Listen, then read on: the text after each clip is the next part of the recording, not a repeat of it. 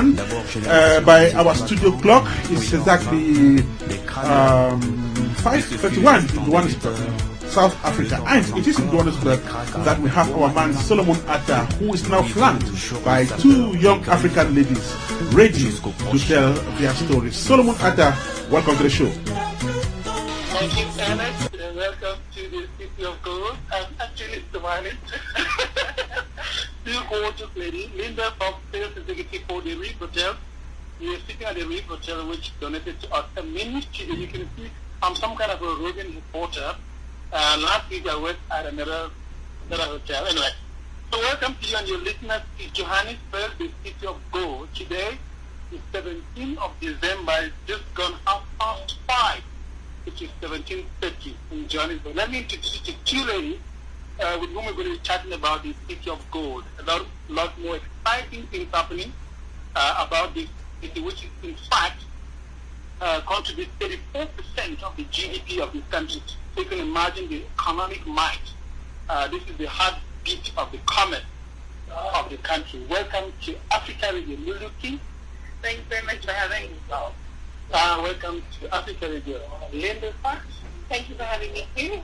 Linda Fox is the sales executive for Reef Hotel, and she also works in the inbound tourism environment. While Lulu King is a business coach, she knows a lot about starting small businesses. Today we're going to be talking about the City of Gold. What are your thoughts? What are your thoughts? Let me start with you, Lily. What are your thoughts about Johannesburg, the City of Gold? What does it represent to you? Well, exactly that, Solomon. Johannesburg has always been the city of gold for the people throughout Africa. Obviously, it's being founded off the back of the mine. It has a very, very literal background. But what's fantastic for me is how the energy and the pulse and the heartbeat of the economic center of the continent has not died, and it's reinvented itself as possibly the city of platinum over the next few years. Linda, let me get your first thought. What does the City of Gold, Johannesburg, represent? I mean, we are pure Joburg gold at the camp. Yes, I've lived here my whole life. Quite a long time. Yeah. And I've just seen it go through all these phases, the ups and downs, just the bad, etc. And to see this awesome regeneration is so exciting. But as a Joburger, you can't help being excited that this is all happening around you, and the city that you love and you've lived in all your life is coming back to us. And it's kind of watched it gone through its various phases, and now what is this new phase, the way you kind of talk about what does it represent? Yeah, it's a whole new opportunity. I mean, working in travel and tourism, an inbound environment. We spend so much time selling other parts of South Africa, and now Johannesburg is now a place to go. So for someone who works in travel and tourism, having your own city coming up as this amazing new life form is just so exciting. So Lulu, I think that you live in the city, you work in the city. The city is you. The city is me, and I hopefully am becoming a part of the city. I am wanting to come to a very, very small coastal town, and we were ingrained with the spirit of tourism growing up. To see Joburg as a big city, also embodying the same kind of beyond, that makes it such a natural melting pot for so many people and citizens of Africa and the rest of the world. I haven't seen as integrated a society that functions as well commercially as Joburg in a very long time. In fact, just along those four lines, this view that Johannesburg is some kind of center of culture in Africa. Is that right? Because I think the guys in Nairobi or Lagos are going to really have issues with that kind of a claim. Well, I wouldn't say it is the epitome of culture, but what I would say is that it doesn't matter where you come from in the world. You have the warmth of South African hospitality as well as the strength of the commercial environment, which is incredibly important. But no matter where you go, where you're from, Joburg is home. Linda, when I made some comments earlier on, and I said that the province of Gauteng, well, everyone calls it Joburg in a way. The province is like something in a different place. Anyway, the province of Gauteng contributes 34% of the GDP, a little bit more than that, and which means commerce is like in the heart of the city. How does that commercial mind contribute to, especially the work that you do? We already been getting business people. They've never gone away from Johannesburg. Because people would just come here for business and do their business, and then go away again. So the regeneration of Johannesburg is potential opportunities where people end up staying. Okay. And it creates more investment. Where people actually stay and they think, wow, this is happening, and I can spend more time here, and I'm going to stay here and spend my money here. So it creates more opportunities, and it creates more interest. So you're going to get people coming here and investing their money. So again, look, I know that in several parts of the world, there is, what are some of the new things that people see about Johannesburg, especially the fact that they have the tallest building in Africa? Wow. Like some kind of icons. What are your favorite icons of the city? I know that Mandela Bridge is a very new one. What are the other icons that tells you that this is the city of gold? Things that really stand out for me is seeing some of the founding flags in the country still staying here. So they were founded here, they never left. Massive, iconic, beautiful buildings with amazing architecture. And so I'm in love with the architecture of the city. What I really, really, really enjoying, because I'm such a fanatic about this cultural melting pot idea, is to see some of the newer developments. We were speaking about it earlier on. New little peri-urban areas like Mabone are coming up, which are creative, have lots of galleries, lots of fashion, lots of food. It's just the food is awesome. The food is amazing. You can do 100 countries on one road, and it's amazing. Let me ask you this. I know that you've had several introductions, so I understand that you have several interactions with the city, with various aspects of the city life. What are some of your cultural hubs when it comes to the ones that are not like on everyone's radar? I know Lulu's already spoken about Maboneng. What are the other cultural hubs in the city? In the city, it's almost like we're all the little enclaves coming up. We've got like a new town, which is still developing. They're still be building it up, very excited about it. The new mall is coming up. The new mall, and they're building little walkways, linked to the squares. That's going to be very exciting. The Museum Africa is right there, so that's going to be another awesome centre. Bronson, of course, is very young, vibrant. We also have the market there on Saturday morning. All the educational centres. And you've got the museum right there, and you can walk around. You've got jazz clubs, you've got just walking around. Talk to me about the neighborhoods, Mark. I mean, like, what is that about? You know, I think neighborhoods was probably one of the best things that happens to the city. As soon as they brought the markets in, suddenly it creates interest from a tiny different like group of the population.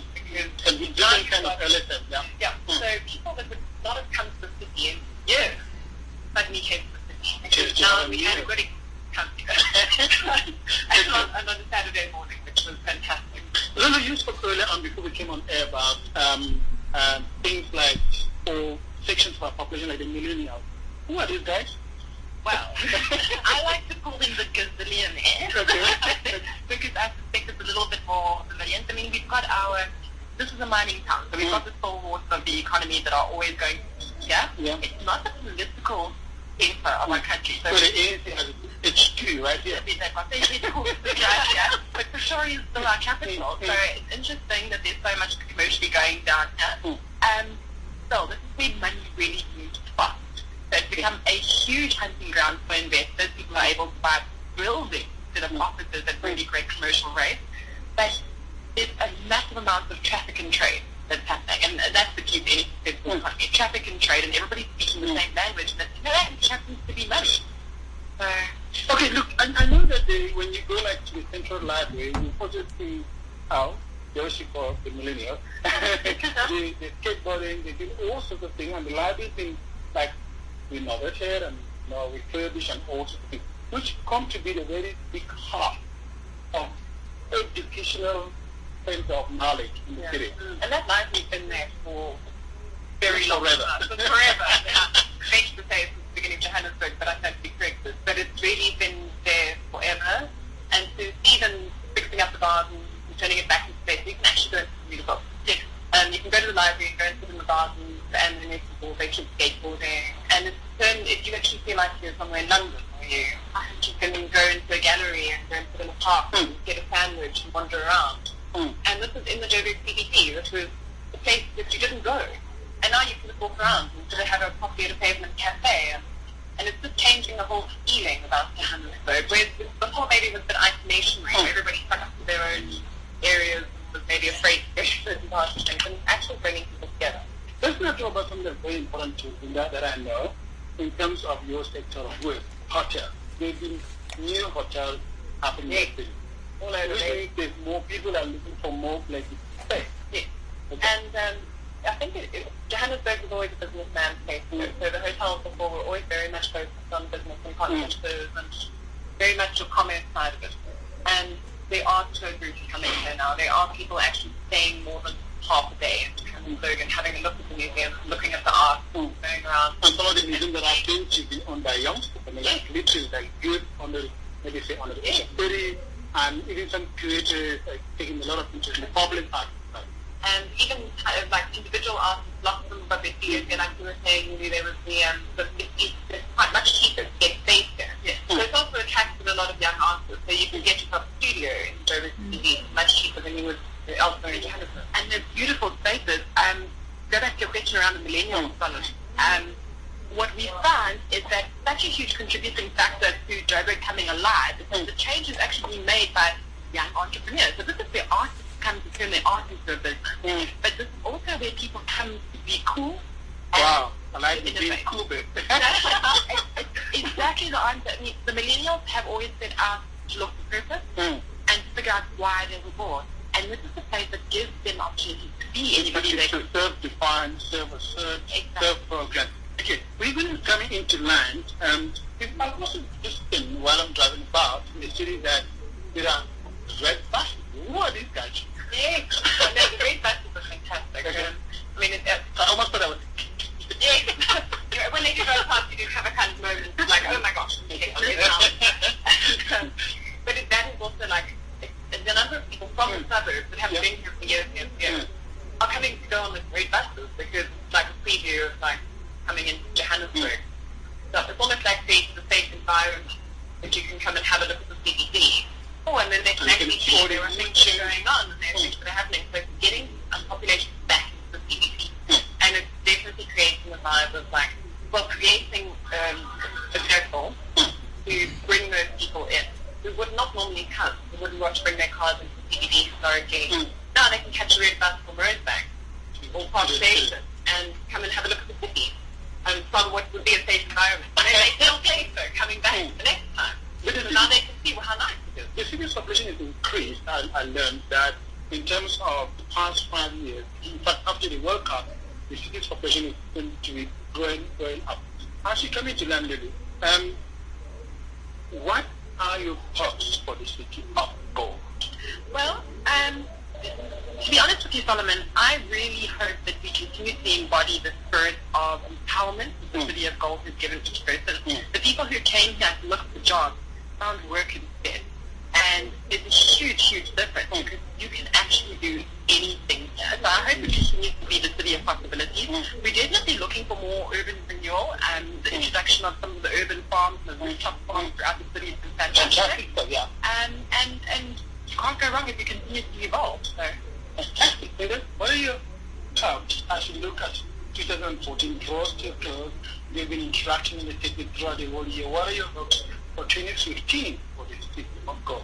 Well, my hope working in the travel industry is to have more international tourists here. Just going back to the 2010 World Cup, one of the most amazing things for me was to go into restaurants, houses, etc., and have everybody speaking different languages. You'd hear Mexicans, Americans, all hands, and that would be my personal hope for Joburg City to have more of that. Where when you are just seeing international people coming here and choosing to spend their money and their time and interest in Johannesburg. It is fantastic speaking to you. Lulu, how can we get hold of you? Solomon, you can get hold of me on our company website. That's rekopane.biz, REKOPANE.BIZ, or you can get me on Facebook. My name is Lulu King. Thank you, Lulu King, and I hope that you have a next run in 2015 when we will listen where the things are. And Linda, how can we get hold of you? The research house on Anderson Street, the Doctor 6 Street, in Joburg CBD. This is where we are. Come and find us. Come and enjoy lunch or dinner with us, and come and check it out. Are you guys having Christmas lunch? Yes, we are. Yes, we are. This is Solomon Atah in Johannesburg. I have been speaking to Lulu King and Linda Fox, both of them enthusiasts of the City of God.